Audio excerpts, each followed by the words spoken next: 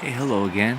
Well, I'm at Federation Forest State Park, just a quick drive from where I live, out Highway 410. There's a little bit of snow on the ground. I wanted to get out and walk in the snow or snowshoe and do a quick plein air oil painting. So here's the scene I found. It's got a lot of color in it because of the red mud in this little stream or creek. There's some interesting shifts in the color of the light on the snow and in the barks of these foreground. I think those are ash trees. And just a minute ago there was a gorgeous backlight that I think will come back once the sun clears the clouds. So I'm going to set up and decide what my composition is going to be. I might do a portrait kind of capturing this scene where the trees are going up and coming down into the reflection. That's really interesting.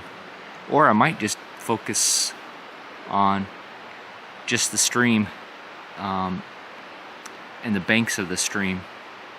Maybe catch a little bit of these trees here. So I'm going to play with a few different snapshots, quick compositions on my iPhone, just to see what looks striking to me and do a quick painting. The light's gonna fade quickly. It's gonna go behind those foothills over there very quickly. I've painted in this area before, so I know by about 3:30 or 4 this time of year it's going to be getting dark. I don't want to be hiking in the dark, so just do a small 8x10. I am just going to paint the little stream here and the reflection. I may get a little bit of that tree as well. I'm so tempted to try to capture everything, but I just don't have the time, so I'm going to go with an 8x10 inch Centurion oil primed linen panel, kind of a small panel, and just capture roughly this scene. There's some turpentine today. It's nice and cool. There's a little bit of a breeze.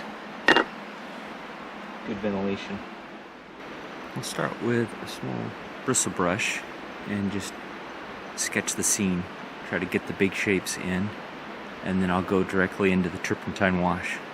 Using my normal colors, standard colors. If you've watched my videos, you're pretty familiar with those. Titanium white, cerulean blue, ultramarine blue, sap green, burnt umber, burnt sienna, alizarin crimson, cad red, cad yellow, Windsor lemon, yellow ochre, ivory black, and like a 50% value gray made from ivory black and titanium white.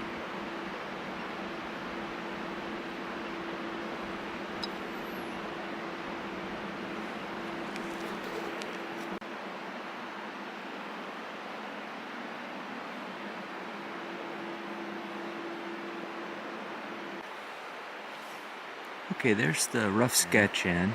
I've got the little bank of the creek here and here, and the little muddy island in the middle. I may add some snow on top of this just to clean it up a bit and add some interest. I've got the far bank and the trees coming up in the background, and then this is that path of reflected light.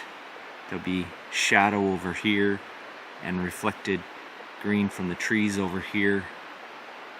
Cool blue snow for the most part here in the foreground, and then cool blue snow shifting to a warmer lavender snow over here.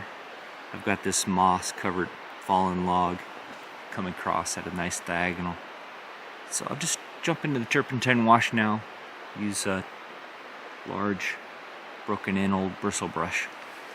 The turpentine wash, I'm just trying to use colors that I think will look nice shining through in the painting. So if I leave parts of the canvas, parts of the linen without a second layer of paint, it'll make sense, it'll look nice, it'll look interesting.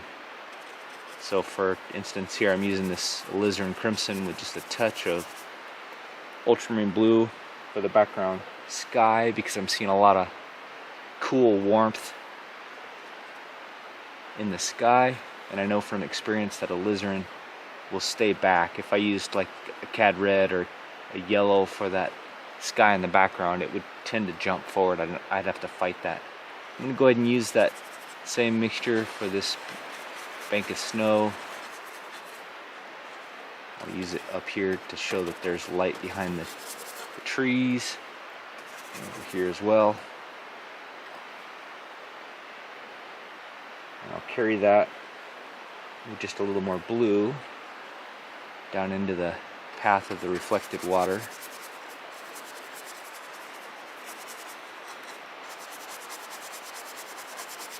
The path of the reflection in the water, that is. Now I can take even more blue,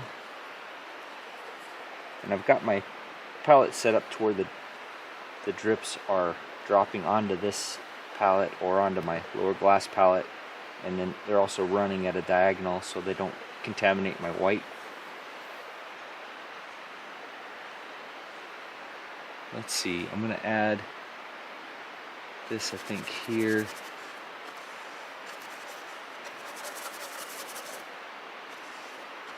Because I think I'll make this snow.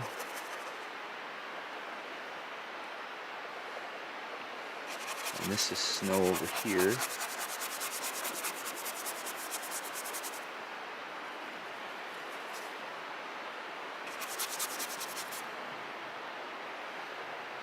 Now I'll go with some burnt sienna for the shadow part of the water.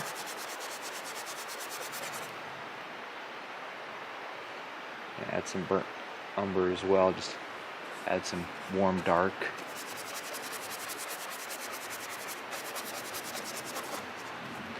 And I can use this for this background color as well. I'm going to throw some cad yellow into these trees here that are getting hit by the sun.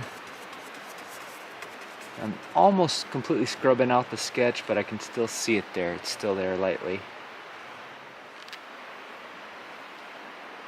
Now I'll wipe away some of that paint to set up a value pattern. I use this wash as well to set my composition, play with some different shapes, and to set the no-tan value pattern.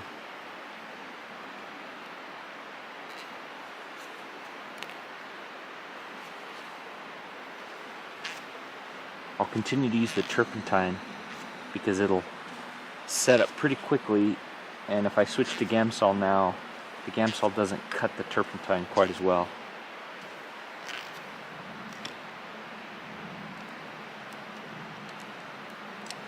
I'll use this Evergreen long flat, Rosemary Evergreen long flat number 4, dip it in a little bit of turpentine, and I can wipe away the lights. So the light falling on the trunk here of these ash trees.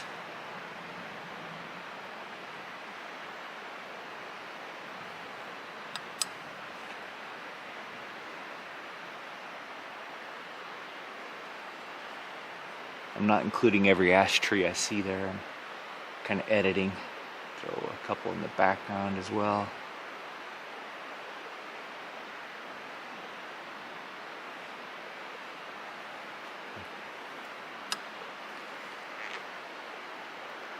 Those ash trees aren't really being reflected in this river, so I'm not going to bother trying to draw the reflection. I'm going to hint at the snow on this little muddy bank in the middle of the stream, kind of inventing that. I'm also going to add the snow here in the shadow on this bank.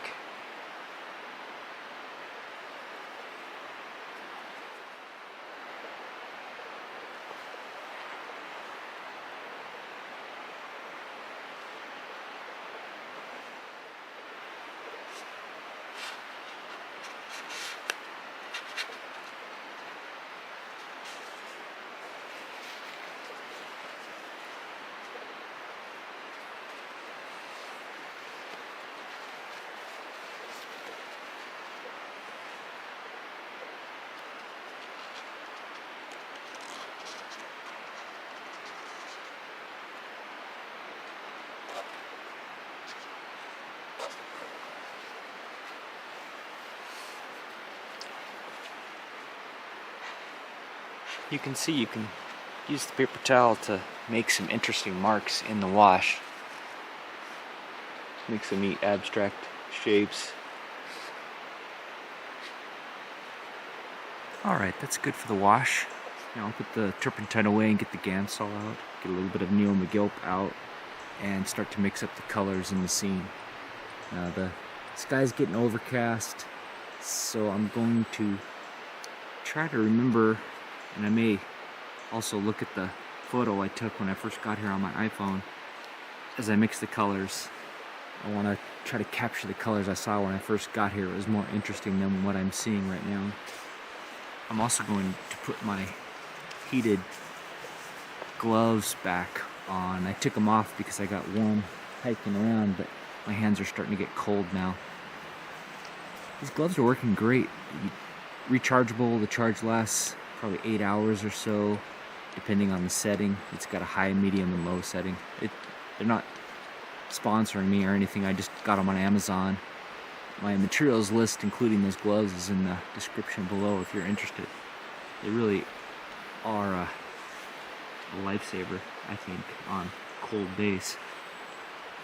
Well, they work much better than the little chemical hand warmers because the heating lines of heating go right down to your fingertips, which is really nice. Here I'm using mostly alizarin crimson and ultramarine blue, which are great outdoor colors. So in every mix, I think I'll try to use those two colors, plus the other colors that I used in the initial wash: burnt sienna, touch of cad yellow, and that was pretty much maybe a burnt umber as well. I've got the background lavender behind the background trees. There's a mountain and then the cloudy sky. And then this is the reflected higher sky and the water closer to me. It's more of a blue. Now I'll use the same color, a lighter version of it, for the snow, where it's not in full sunlight. It has a beautiful bluish lavender color. I'm exaggerating the blue I'm seeing in the scene a bit, which is fine, to try to make it match more of what I remember from when I first got here, where the shadows were bluer. So normally when I set out my colors, I go from darker to lighter, background to foreground. So this snow is a little lighter value, and it's in front of that background lavender. It's just almost the same value. Now I'll take a touch of cad yellow and mix up a very high value snow in the sun.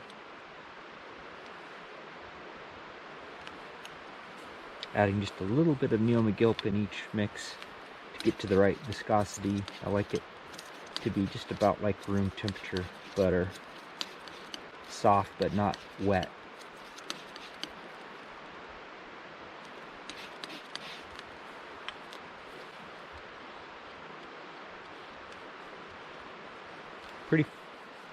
Pretty high value, but it's not white for sure. It's got quite a bit of color in it compared to pure white. Now I'll mix up a more lavender version of that as well. As the snow turns from the sun into the shadow, it picks up a beautiful lavender, more pink lavender.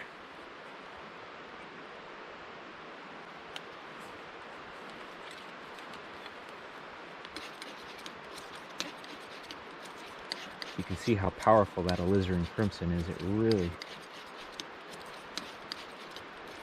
a good quality alizarin crimson has a lot of pigment, strong pigment.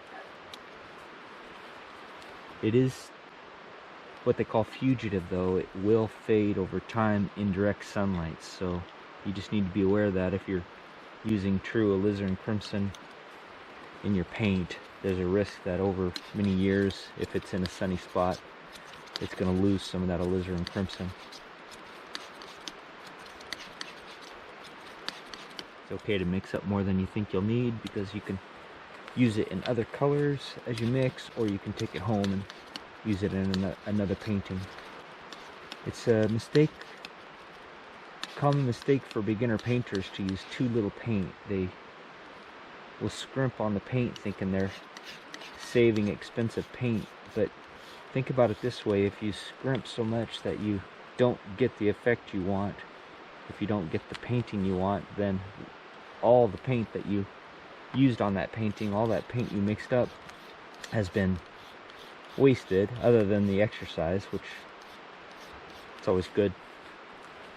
It's always a good reason to use paint, to do the exercise of painting, gain that skill. But still, if the reason that the painting didn't work is that you didn't mix enough paint up, then that's a waste. So don't be afraid to mix up big piles and to use your paint. Get it on there thick.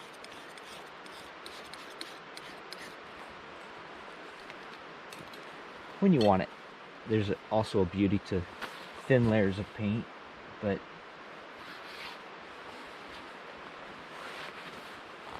often the great painters of the past have said that the biggest beginner mistake is to use too little paint. Now I'll mix up a high value warm green. Add just a touch of yellow to that as well. Steal back some of this pink.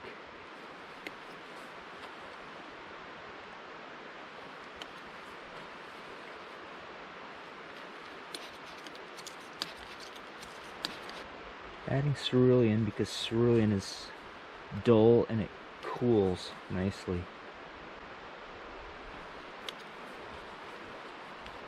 Ultramarine in a green can make it richer and doesn't cool as quickly as cerulean. Mix up a little darker version of that. I'm going to add some black to give it darkness without adding any chroma.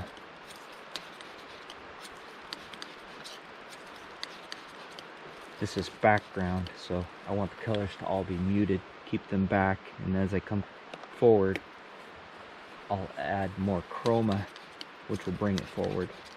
Warmth and chroma will bring the color forward. You can see how close in value those are, but there is a difference. Now I'll use just a little of this green, add more orange, make it just a bit richer. A little bit of cad yellow as well. And create a richer green for the moss on that fallen tree.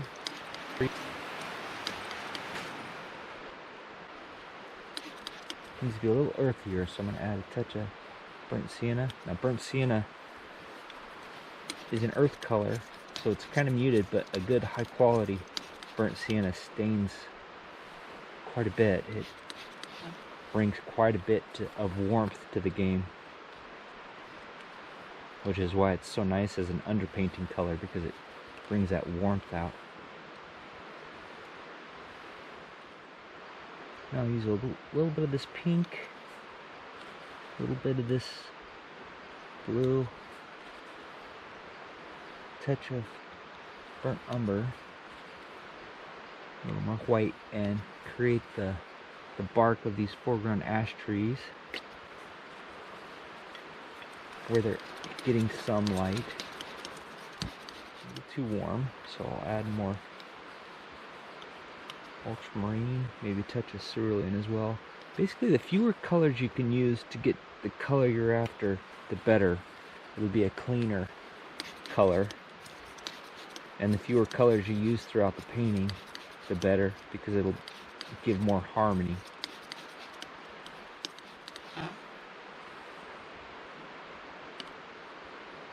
See, that's a little bit darker. Alright, now I'll mix up the warm water in the little stream. It's pretty dark value.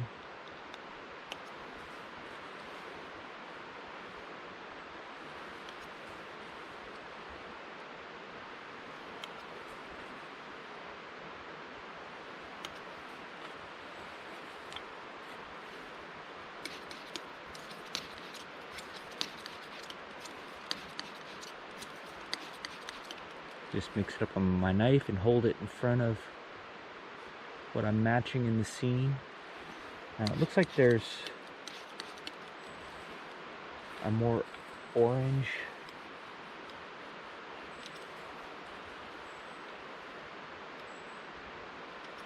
algae or something giving it that color in the water.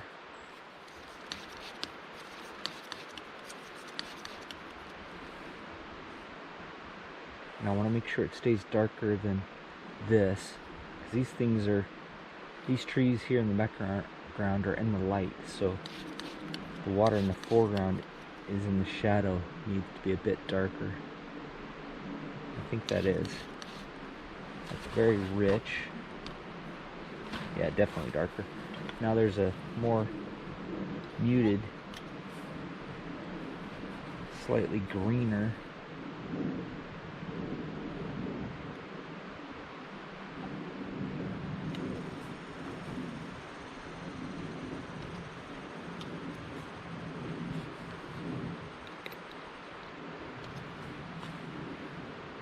part of the water as well.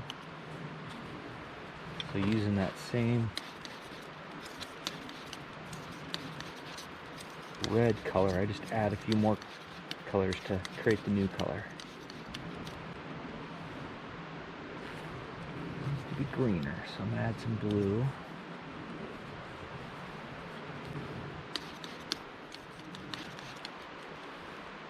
Yep, that looks nice.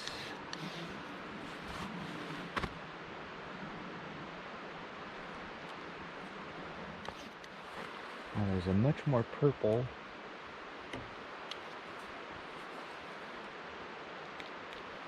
color in some of the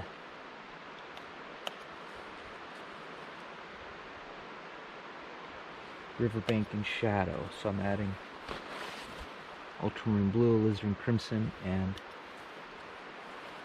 black, ivory black.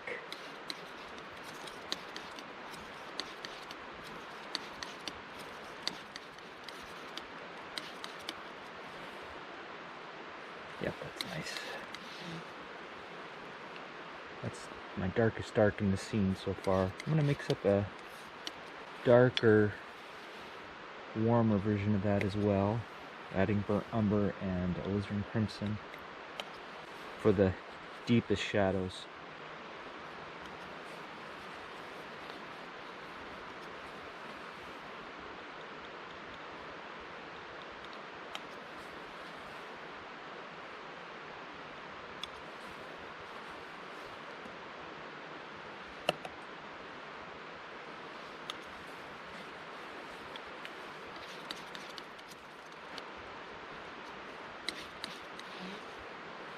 Okay, those are all the colors in the scene. I hope that was helpful, getting a little insight in how I mix my colors, minimizing the number of colors you use, trying to stay consistent with the colors you use, and comparing your values as you go.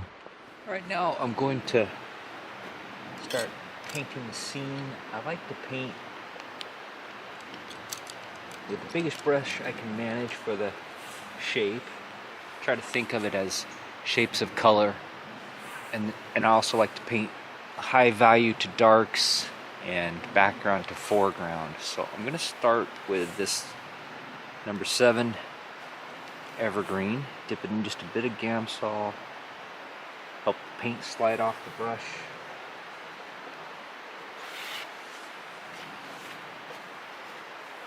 And I'll start with this highest value snow.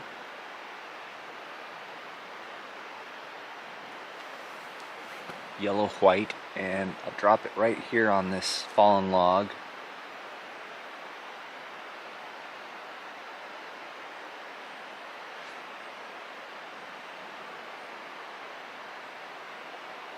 And a little bit here on the bank of snow in the distance.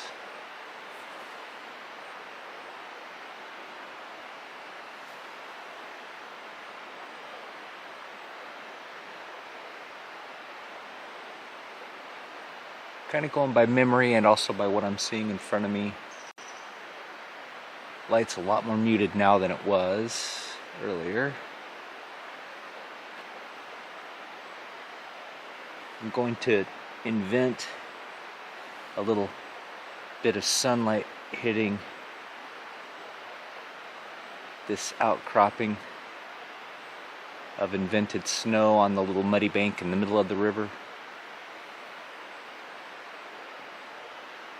And also right down here, I'm going to invent a little light hitting this near bank before it turns into shadow. If I just keep imagining that the sun is here shining into the scene, I can create that path of light. I just don't want to deviate too far from what I'm seeing in front of me, or it becomes a completely different scene. So now I'll go to the next highest value color, this pink, and add some form to the snow by dropping the value and shifting the color just a bit. And I can cut right into that white that I put down earlier. Lights always look a bit better if you go a little thick, so I don't mind putting the paint down a little thick in the light, and then I try to go thinner in the shadows. You don't want your shadows to pick up a lot of texture because it can destroy that illusion of depth. If you've ever heard that advice, paint your lights thick and your shadows thin, that's really where it comes from. Well, part of it is that in the old days lead white was pretty weak, and it took a lot. It took thick layers of lead white to really cover over the underpainting, and so they would layer that white on pretty thick. And then in shadow, when you light the finished painting, you don't want your shadows to be picking up a lot of texture. You don't want a lot of little bits and ridges of paint grabbing light, because it can light up your shadow then and add a bunch of texture in the shadow that doesn't belong there. So if you paint your shadow thin, you avoid that problem. And it's just become the look of a well-made academic style painting, is following that approach. And so when you see that, your brain can often say, oh, that brushwork is beautiful, and you associate it with some of the old masters.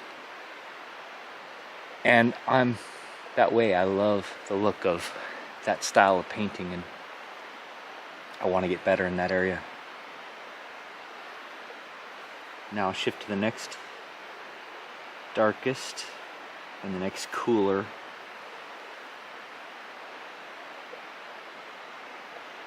Which is the snow that's picking up just a little bit of reflected light from the sky above, or that's turning into shadow. And again, I can just blend it right into the pink snow and the yellow snow that I put down earlier. The little dashes of color temperature change. And this is all still very high value. Creates that illusion of form, especially in snow. Snow is fun to paint, but the trick is not to use as much white as you think you'll need. If you use almost all pure white, or if you use any pure white really in your snow, it kind of destroys that illusion of the snow having some form. Same thing with water. If you're painting flowing water, especially rapids, whitewater rapids, or a waterfall, you don't want to use pure white. You want to use a bunch of shades of high value but shifting color temperature paint, and just try to invent the form, try to create the form you're seeing.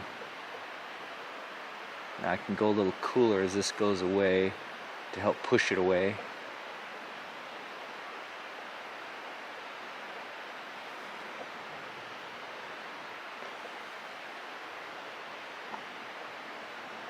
Not even cleaning my brush, I'm just adding more paint, getting that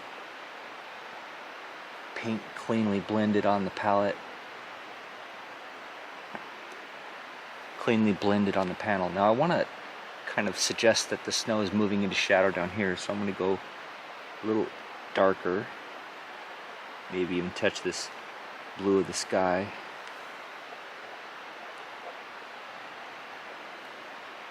See how it doesn't look much darker on the palette, but it looks a lot darker on my value map on the panel.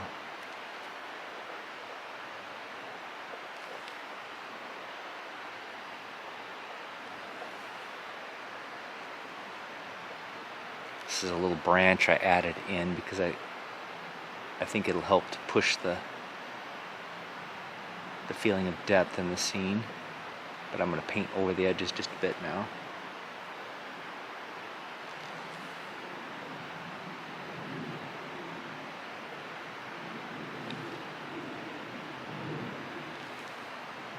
So even here in the shadow, this snow is in the shadow, but I'm still playing with the form by adding just a slightly higher value lavender to the top of the snow where it's catching more light. And as I look at the scene, I see the snow get cooler and slightly darker as it goes back under the trees into the shadow. I'm going to dip into just a touch of alizarin and this blue and warm up this snow here that's closest to me a bit. That warmth will help bring it forward. It'll say it's in shadow, but it'll also say that it's closer to me by being warm. Not being too careful here because I'm just going to carve into this with some of the other colors in the scene.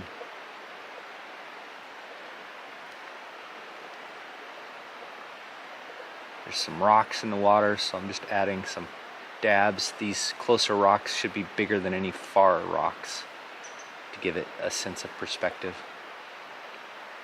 Okay, now I'll use this same brush without even wiping it out. I'll grab that lavender and map in this background where we're seeing the distant snow and tree covered hill. I'm going to add a little touch of this warmer pink alizarin to suggest some tree trunks. This is where it's tempting to add detail, but you're better off just to stay with blocks of color.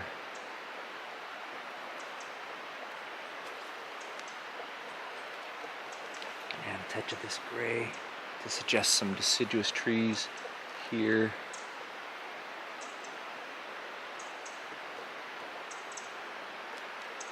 I'm kind of losing my fallen log, but I can find it again.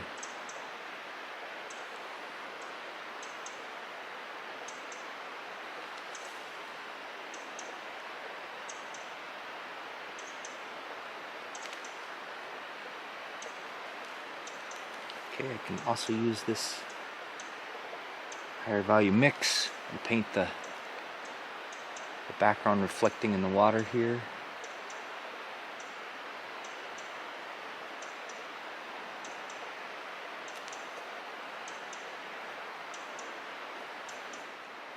If I paint thin and mostly downward strokes in the water here, it'll give more of that illusion of smooth water, a flat plane. I'll go to this darker blue where it was reflecting the blue sky above and just kind of create a gradient.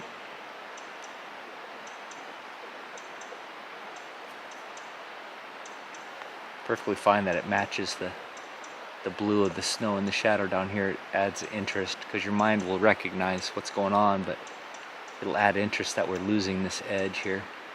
At least hopefully that's what happens. And reinforce this little darker snow here, the shadow on the bank of the snow.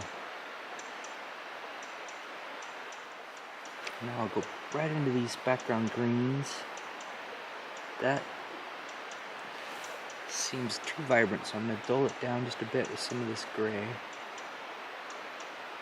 And also the paint that's already in this brush will dull it down some. Let's see how it looks. Yeah, that looks okay. That doesn't look too garish, too vibrant. I just kind of want to paint into and around the paint that I've already put down. As it comes closer to me, I can use a little more vibrant paint.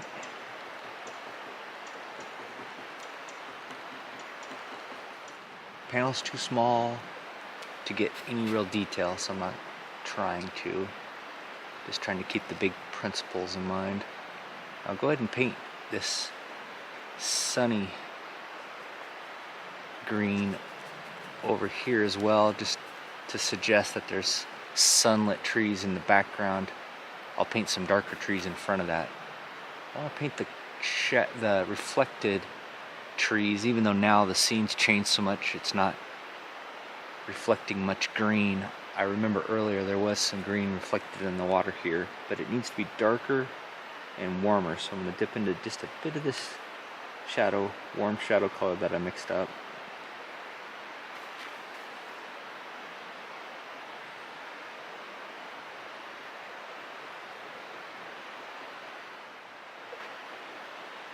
I want to leave a little edge there to show some reflected snow and the rocky bank of the water.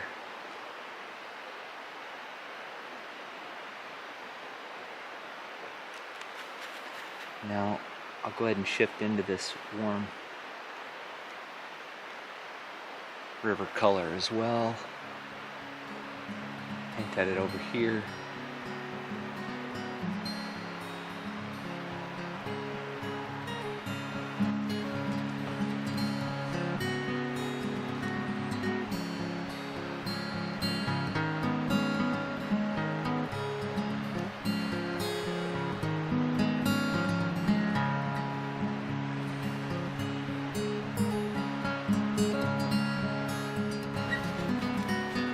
This is a little pottery tool I got off Amazon. I'm just trying it to carve shapes, fine shapes back into wet paint. Seems like it's working pretty well.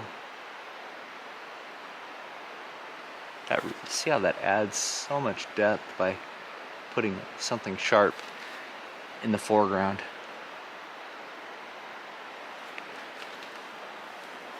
So now I want to try to do the same with my knife and some dark paint by adding some of these foreground tiny little trees.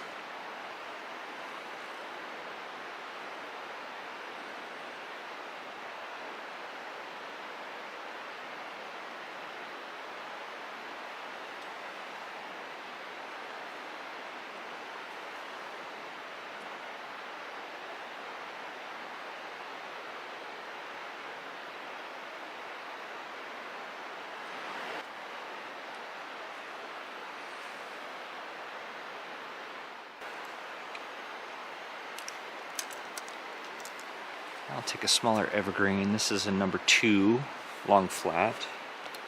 And I'm just going to add some little hits of clean high value here and there. Reestablish some of the lightest lights.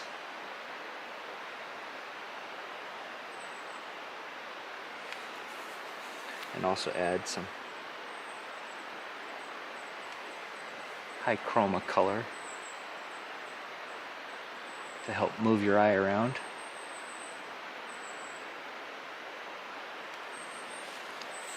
Now stepping back, I think this needs to be darker over here, so I'm going to add a little bit of this green darkened with this cooler shadow color.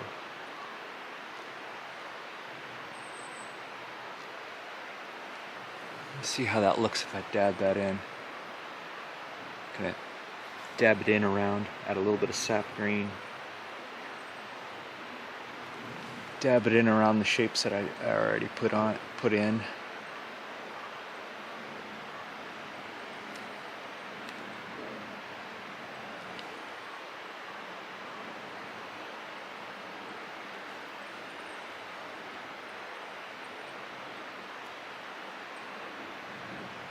It's okay if it's very abstract. It's very complicated, messy over there, so a few abstract suggestions of pine boughs and branches.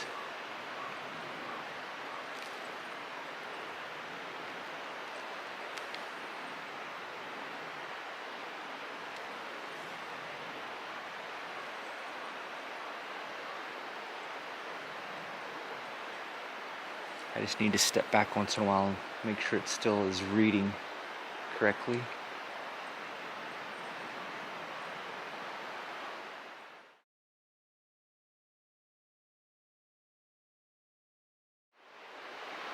Well, here's where it ended up. Fun, quick little exercise. I can see, stepping back, that I bumped up the blues in the shadows just a little too much. It's not reading naturally. And I think that's because the light on the scene changed so much. It made it really difficult to judge those blues. I'll take it back to the studio, see if there's something there to clean up and finish up. As always, thanks so much for joining me. If you like these videos, please like and subscribe, and I'll see you in the next one. If you'd like to support the channel, please visit my website. I sell these little plein air pieces at a reasonable price because I consider them practice. It really makes me happy when someone likes my art enough that they want to hang it in their home. You can also sign up for my newsletter and stay up to date on my new work and shows and get a discount on original art and prints.